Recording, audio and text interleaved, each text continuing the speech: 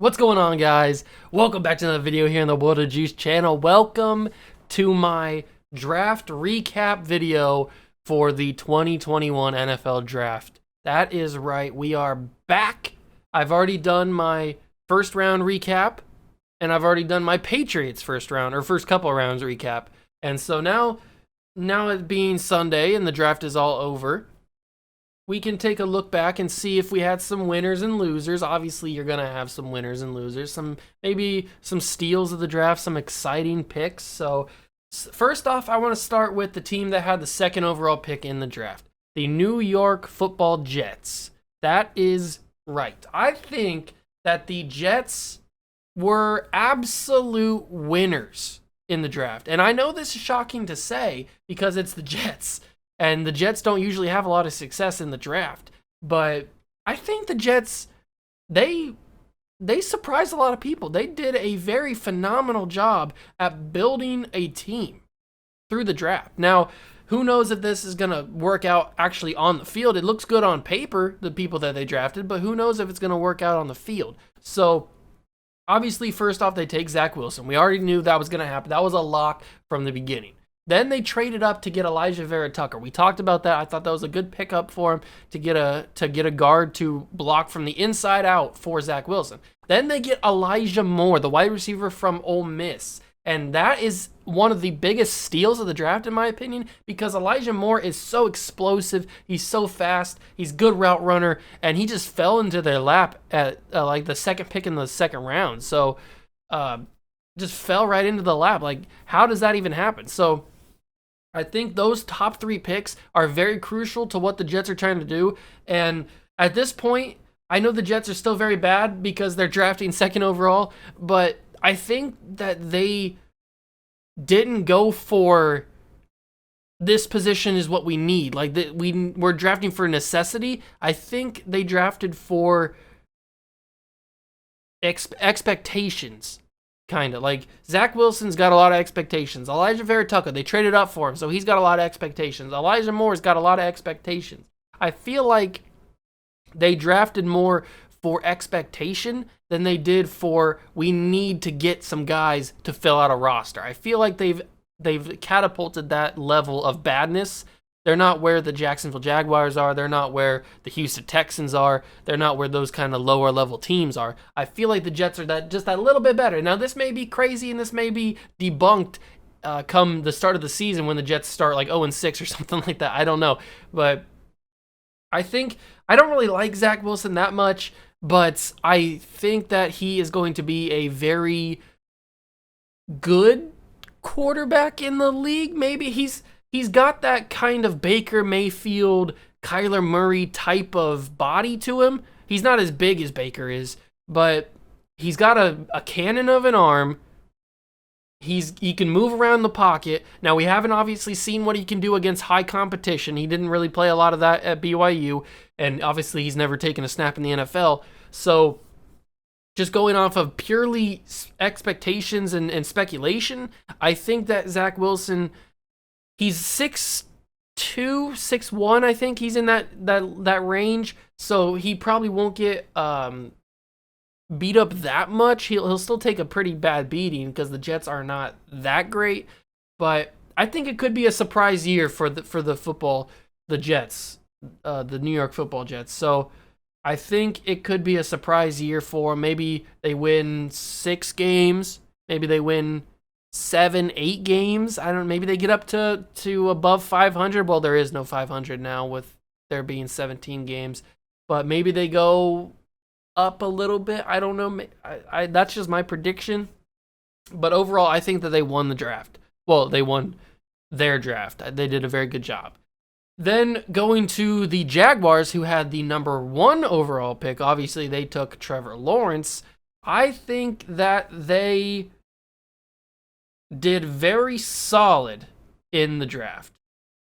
I was a little bit confused on the Travis Etienne selection, only because they had such a great running back in James Robinson, who emerged as a superstar as an undrafted rookie last year. He did such a great job running behind a bad offensive line. So people say that Etienne's better than James Robinson. I don't know. He's never taken a snap in the NFL, so who knows if he's better than James Robinson. James Robinson's actually proven it on an NFL field. So, and yeah, it was only for 1 year, but he did it for a year.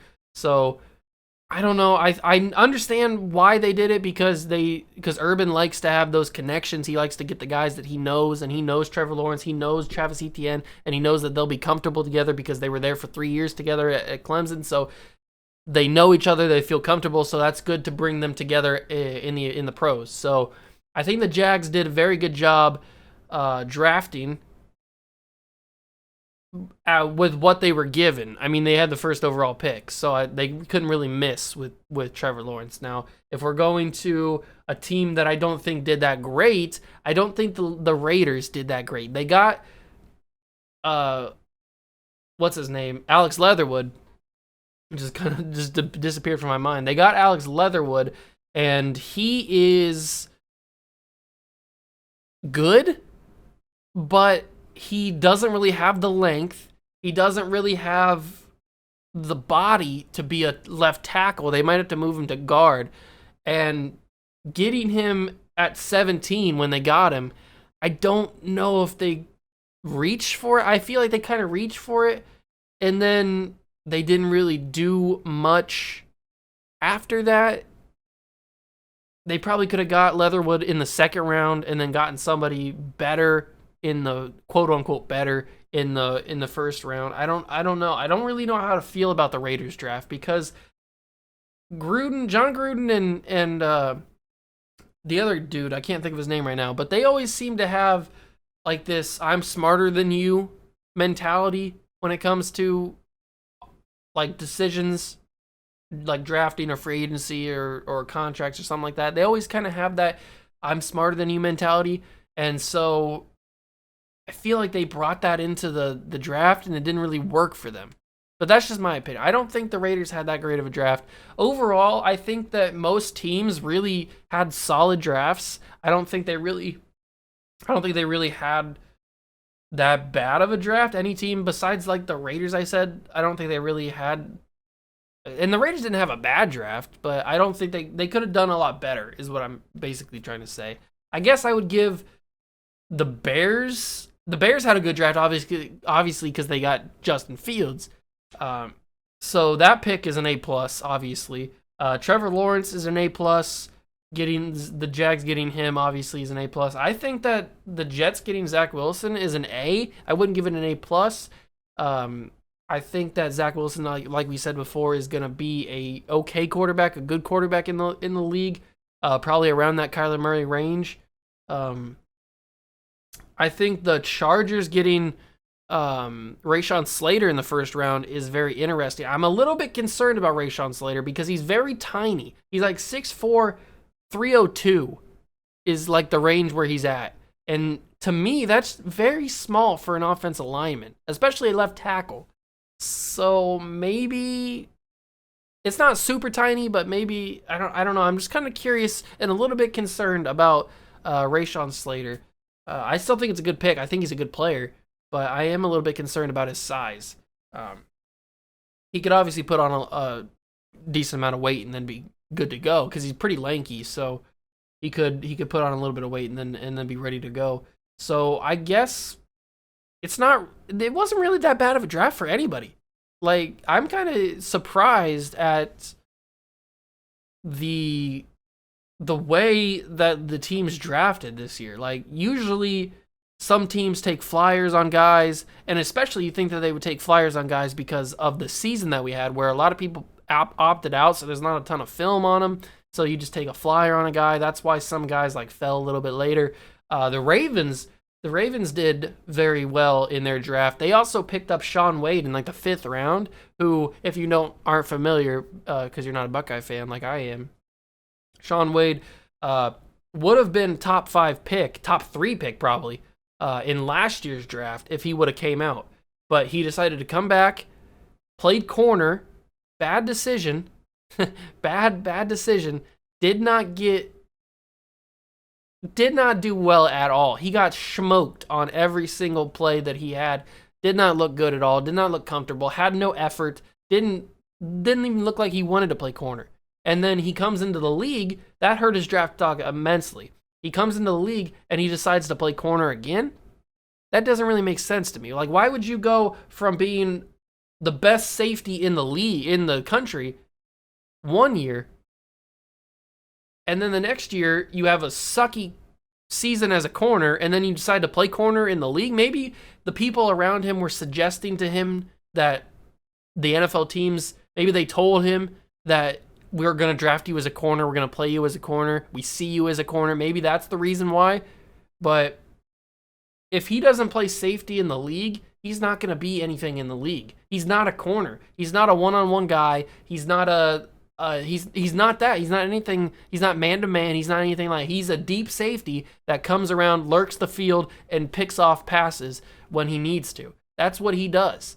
And so playing man-to-man in against these wide receivers in the league, he's gonna get smoked. He's not even gonna be on the team, really. But getting him in the 5th round, if they decide to play him at safety, is a huge steal. And maybe he'll turn it around at corner, I don't know. But other than that, I mean, getting Shaun Wade in the 5th round is crazy. That's good, because he's a good player.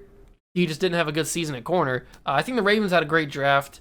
I'll talk about the Patriots in an own video, so we won't talk about them. The Lions had a good draft getting Penny Sewell. That's solid.